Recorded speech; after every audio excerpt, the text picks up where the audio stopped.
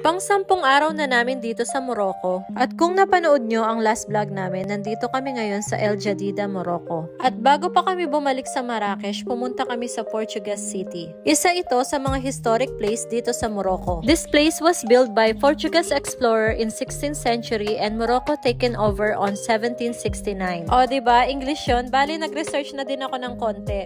Kwento ni Baba, nung unang panahon daw, yung mga ilang lugar dito sa Morocco ay sakop ng Portugal. Bali, pin-reserve nila ang lugar para sa mga turista. Open ito, kaya no need na ng entrance fee sa mga gustong pumunta. At syempre, nagpa-picture ako dito para may remembrance naman ako.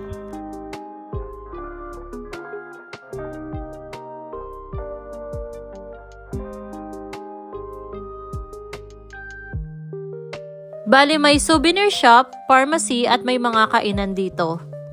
Pagkatapos naman, pumunta kami sa restaurant para kumain ng seafood. Bali, ni-recommend ito ng kaibigan ko na si Ocha. Try ko daw kumain ng grilled na isda nila dahil napakasarap daw.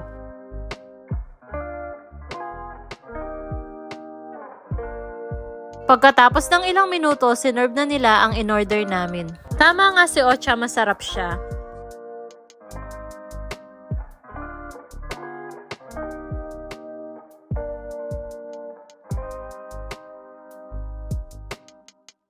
Pagkatapos naman, sinerve na nila ang grill na isda.